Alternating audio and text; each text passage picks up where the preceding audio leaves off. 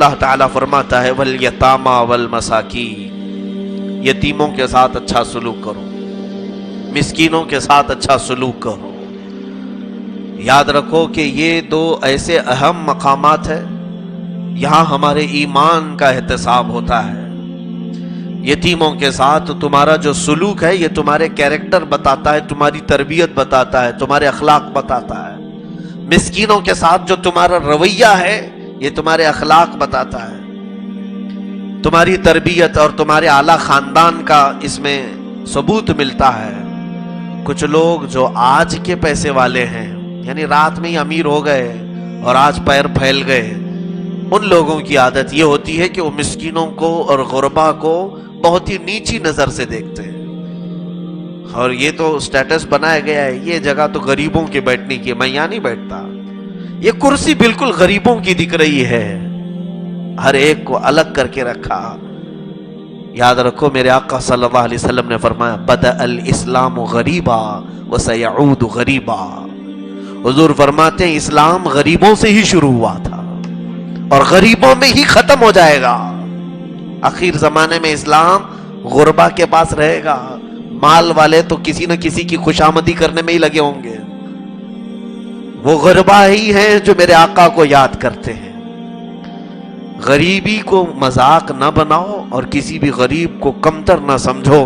ایک بات یاد رکھنا، اللہ رب العزت کے فیصلے بڑی حکمت کے ہوتے ہیں، بڑی حکمت کے ہوتے ہیں۔ اس نے سارے بندوں کے ساتھ انصاف کیا ہے کہ نہیں عقیدہ آپ کا؟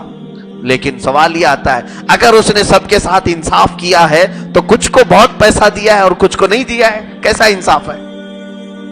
سوال، اللہ اگر سارے بندوں کے ساتھ انصاف ہی کرتا ہے تو کچھ کو غریب رکھا ہے، کچھ کو بہت مالدار رکھا ہے۔ میرے عزیز، یہ اللہ کے فیصلے ہیں، اللہ کے فیصلے سنو، اس نے انصاف کیا ہے، جن کو یہاں غریب رکھا وہاں بہت امیر کرے گا، اور جو یہاں امیر ہیں وہاں غریب ہو جائیں گے۔ فیصلہ برابر ہو گیا، انصاف صحیح ہو گیا۔ تو غریب اپنے غربت پر کوئی بھی اس طرح کا اعتراض نہ کرے کہ میرا حق کہاں گیا۔ تیرا سارا حق اللہ نے سنبھال رکھا ہے، سارا حق ہے تیرا، کیونکہ غریب قیامت کے دن یہی سوال کرے گا جو سوال میں نے کیا، اے اللہ تو اگر انصاف کرتا ہے سارے بندوں کے ساتھ تو مجھے غریبوں میں پیدا کیا، غریب ہی رکھا، فلاں کو اتنا مال، فلاں کو اتنا مال۔ تو رب تبارک و تعالیٰ فرمائے گا کہ تیرا بھی مال میں ان امیروں کے پاس دیا تھا، ان امیروں نے تجھے نہیں دیا، اس لیے میں نے تیرا مال سب کچھ یہاں سنبھال رکھا ہے۔ اس دن ہزاروں امیر یہ چاہیں گے، ہزاروں نہیں لاکھوں امیر، اے کاش دنیا میں تو ہمیں غریب ہی رکھتا۔ جو دولت وہاں قیامت کے دن مولا دے گا وہ جنت کی شکل میں دے رہا ہوگا، جنت کی شکل میں مل رہی ہوگی، اور اعلیٰ منصب وہاں مل رہے ہوں گے۔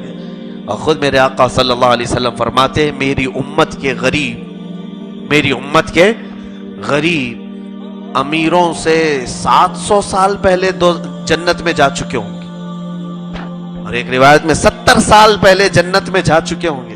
کیوں؟ اس کی ایک مثال میں دیتا ہوں۔ میرے پاس 2 اسٹوڈنٹس ہیں، 2 شاگرد، ایک نے 1 سے لے کر 10 تک ہی پڑھا ہے، 1 2 3 4 5 6 7 8 9 10 تک اس کو آتا ہے، اور ایک کو دوسرے شاگرد کو 1000 تک کی گنتی آتی ہے۔ کتنی آتی ہے؟ 1000 تک۔ دونوں کا میں ٹیسٹ لے رہا ہوں، یہ 10 جس کی گنتی ہے اس کے کتنے سوال کروں گا میں، کتنے سوال کروں گا؟ 2 کیسا آتا ہے وہ بتا دے گا، 3 کیسا آتا ہے وہ بتائے گا۔ اس کے 10 کی گنتی کا حساب لینے کے لیے مجھے 5 منٹ بھی نہیں لگیں گے، وہ اپنے 10 عدد کا حساب دے گا، چل پڑے گا۔ اور جو 1000 کی گنتی جانتا ہے اب اس کو میں الگ الگ انداز سے پوچھوں گا، ایکڑا کیسے آتا ہے، دہائی کیسے آتی ہے، سینکڑا کیسے آتا ہے، یہ تمام سوالات تو کہ 100 میں کتنے زیرو ہوتے ہیں، 1000 میں کتنے زیرو ہوتے ہیں، اور 999 کیسے لکھا جاتا ہے، اس پر تو 1000 سوال ہو سکتے ہیں، اس کے تو 10 ہی سوال تھے۔